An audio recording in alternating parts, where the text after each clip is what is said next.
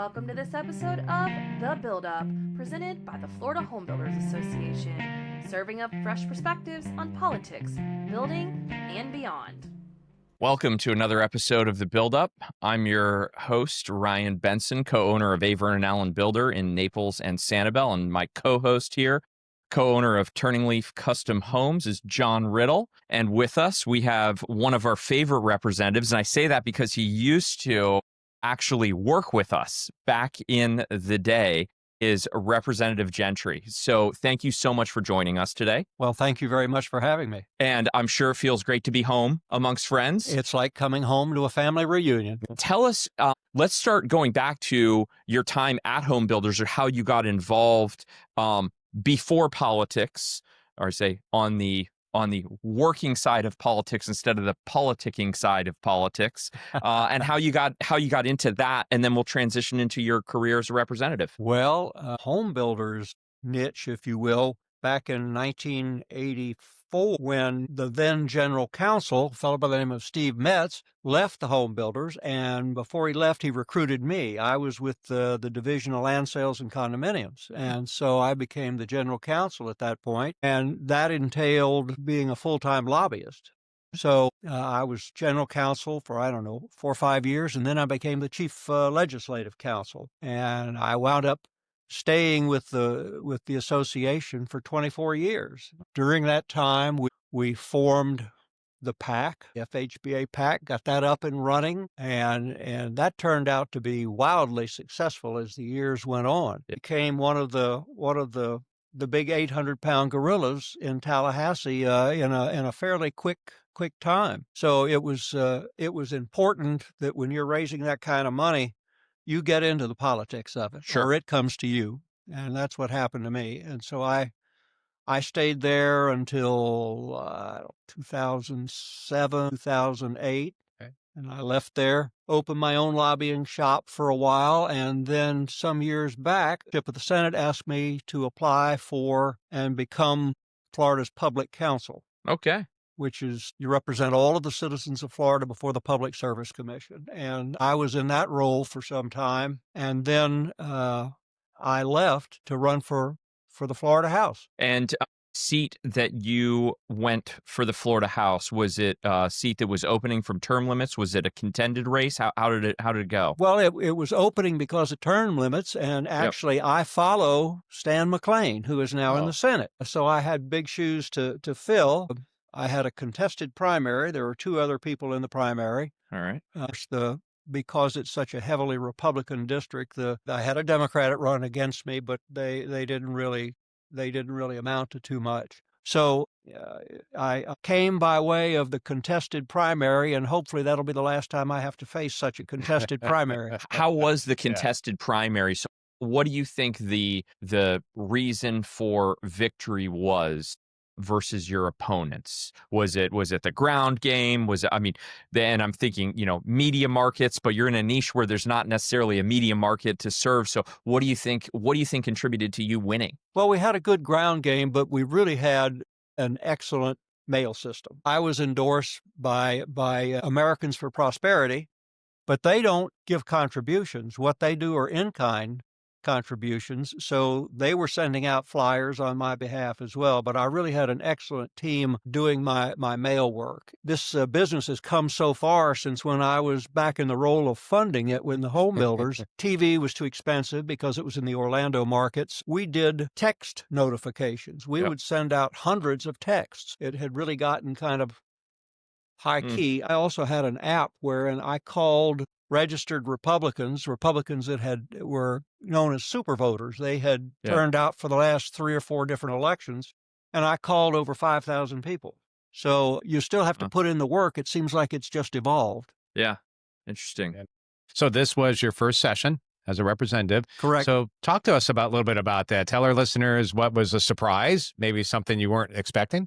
Well, it was my first session, at least inside the chamber. Right. We have a class of, I think, 24 Republican freshmen that came in. And one of my biggest surprises was the fact that we all wound up so closely knit. There's a lot of members in the class that are not just out of school. They're members that have been in business for a while, and so I think there's a shared commonality of how we view the world in some respects. There's some life experiences there, which I think always helps in the business. And our class has really bonded well. We just finished last month electing our person that we want to be our speaker. Each class elects their own speaker, and we elected a fella from Miami.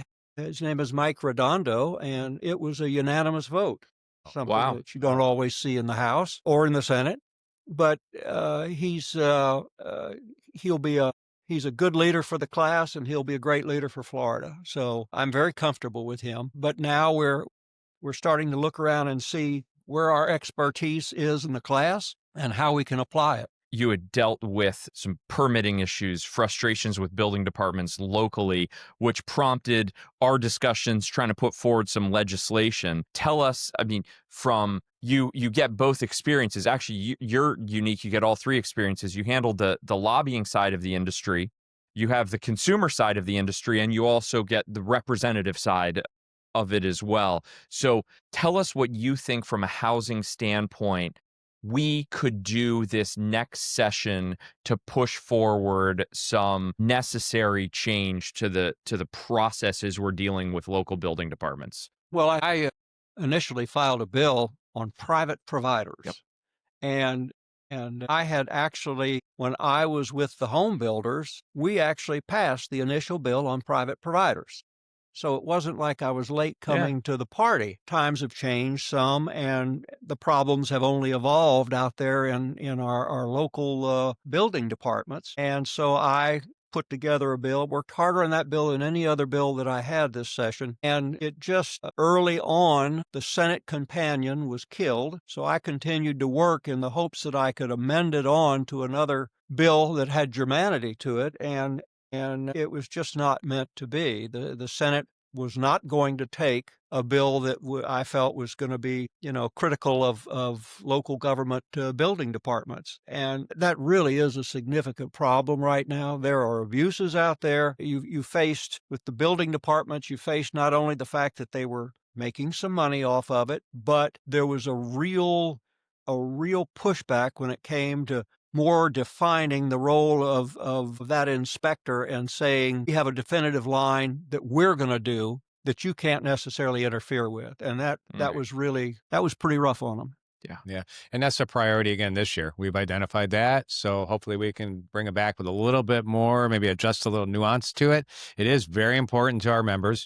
I'm sure, well aware of that. And again, they've elevated that right up to tier 1. So we'll hopefully be working with you on something similar to that this year. Well, I absolutely will. The only decision that I have to make, and frankly that the builders have to make, is at some point, we need to sit down and do an analysis of that and talk with some folks in the Senate and say, look, are you going to let this go, or are we just going to beat our head against the wall again this year? But whether it's this year or this coming year or the 2027 session, I'm going to come back with it.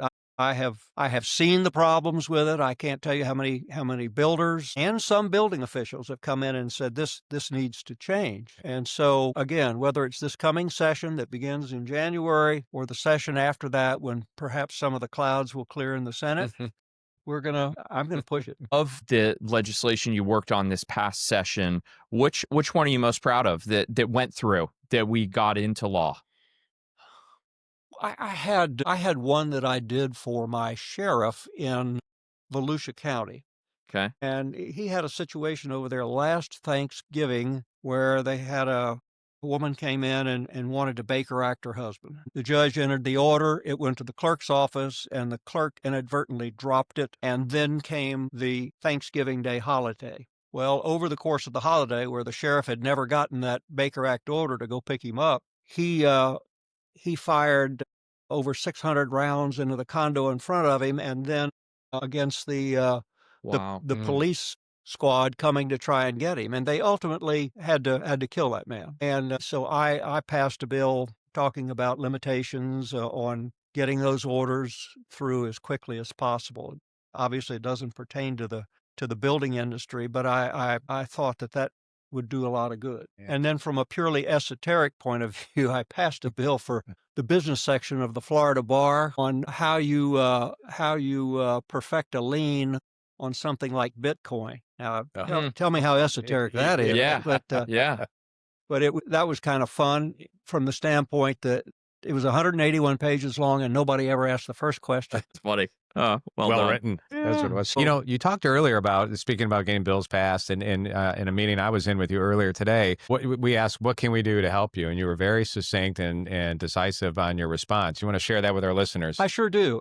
The main thing that the home builders have, like some other groups, like the realtors or the doctors, is we have people out there in the field that live in these communities that know the key people in the community, be it the building officials or the mayor or whatever. It's just our nature. You know, big corporations, they don't have that. They have money, and they give that money to the leadership in both the House and the Senate. But we have the ability, if we harness it, to make our mark with the individual people that are voting. And I've seen it for years and years and years, and if used properly, it works. It's nice to have a PAC to back that up. You've got to have that. But getting our people motivated at the local level, that's where it's at. And having the PAC to back you up so that people know that there's an iron fist inside that velvet glove. Yeah. Excellent. Well, I'll wrap up with two light questions. One is, in your district, your favorite restaurant? Well, I'd probably have to say it's called Drifters. It used to be the Blackwater Inn.